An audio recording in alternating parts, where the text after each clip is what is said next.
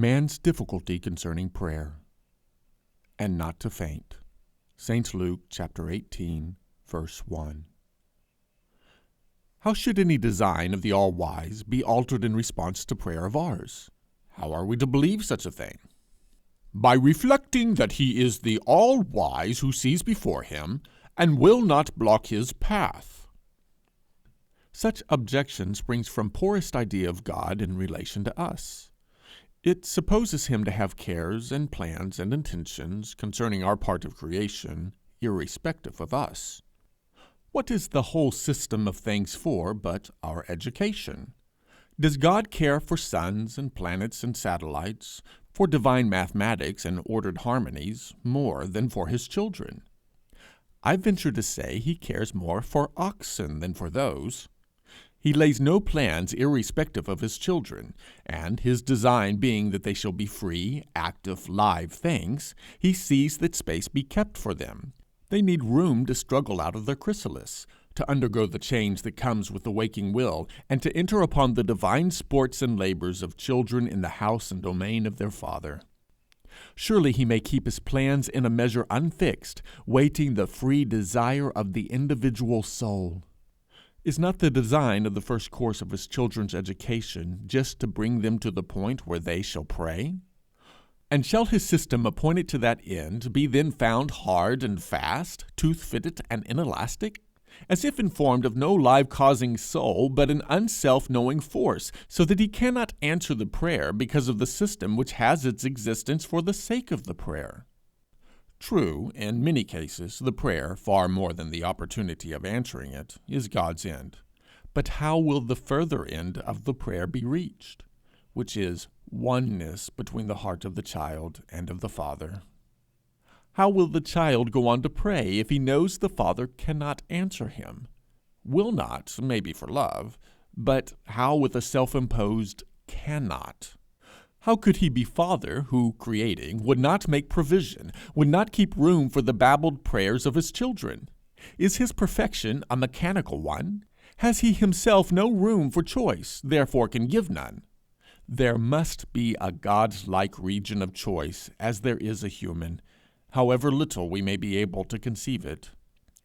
It were a glory in such a system that its sons themselves wavered and throbbed at the pulse of a new child life. What perfection in a dwelling would it be that its furniture and the paths between were fitted as the trays and pigeonholes of a cabinet? What stupidity of perfection would that be which left no room about God's work, no room for change of plan upon change of fact? Yea, even the mighty change that, behold, now at length his child is praying. See the freedom of God in his sunsets, never a second like one of the foregone. In his moons and skies, in the ever-changing solid earth, all moving by no dead law, but in the harmony of the vital law of liberty, God's creative perfection, all ordered from within.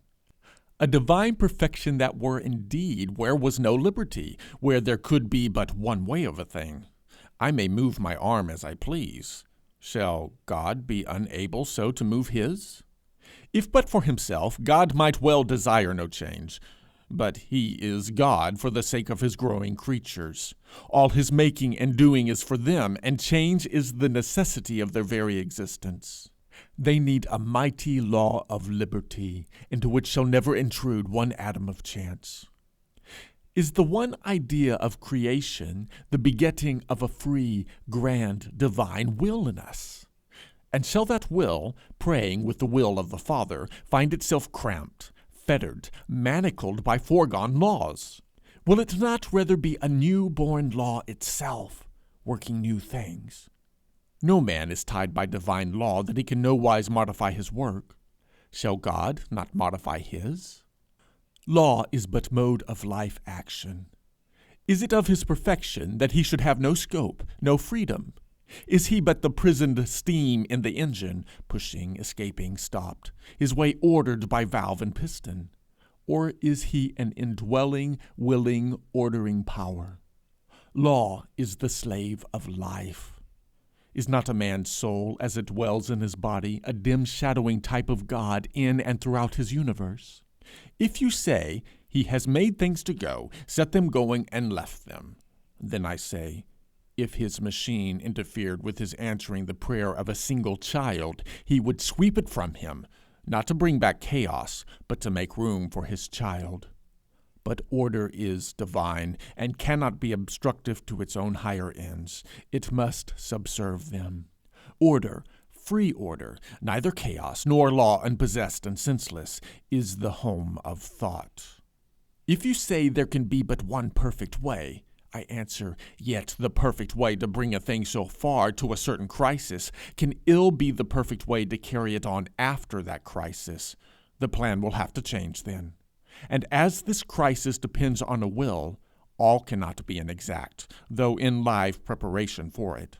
We must remember that God is not occupied with a grand toy of worlds and suns and planets, of attractions and repulsions, of agglomerations and crystallizations, of forces and waves, but these but constitute a portion of his workshops and tools for the bringing out of righteous men and women to fill his house of love withal.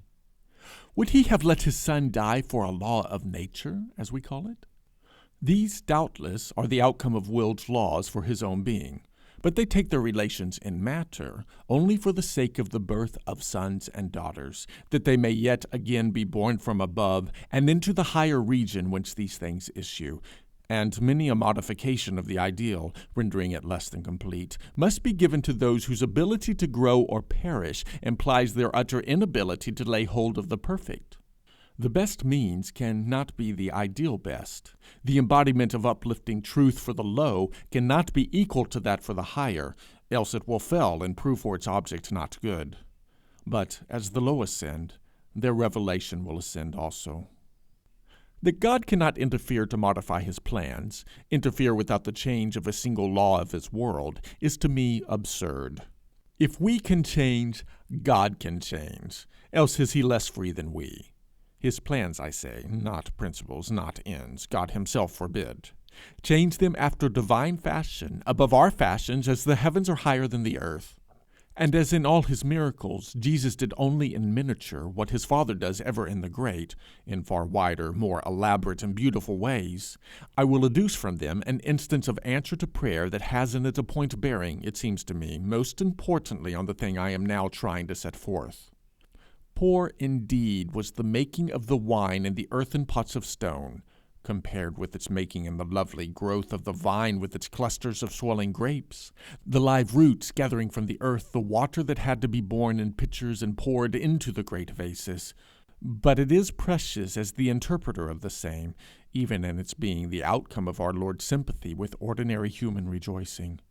There is, however, an element in its origin that makes it yet more precious to me, the regard of our Lord to the wish of his mother. Alas, how differently is the tale often received, how misunderstood!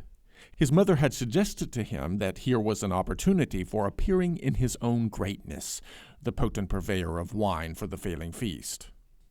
It was not in his plan, as we gather from his words, for the Lord never pretended anything, whether to his enemy or his mother.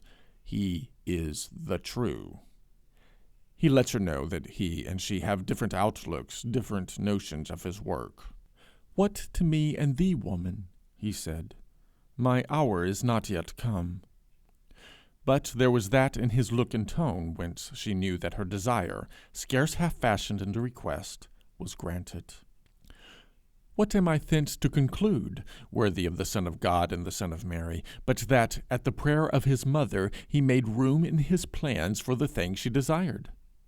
It was not his wish then to work a miracle, but if his mother wished it, he would. He did for his mother what for his own part he would rather have let alone. Not always did he do as his mother would have him, but this was a case in which he could do so, for it would interfere no wise with the will of his Father. Was the perfect Son, for being perfect he must be perfect in every way, to be the only Son of Man who needed to do nothing to please his mother? Nothing but what fell in with his plan for the hour? Not so could he be the root, the living heart of the great response of the children to the Father of all. Not so could the idea of the grand family ever be made a reality. Alas for the son who would not willingly for his mother do something which in itself he would rather not do. If it would have hurt his mother, if it had been in any way turning from the will of his Father in heaven, he would not have done it. That would have been to answer her prayer against her. His yielding makes the story doubly precious to my heart. The Son, then, could change his intent and spoil nothing. So I say can the Father, for the Son does nothing but what he sees the Father do.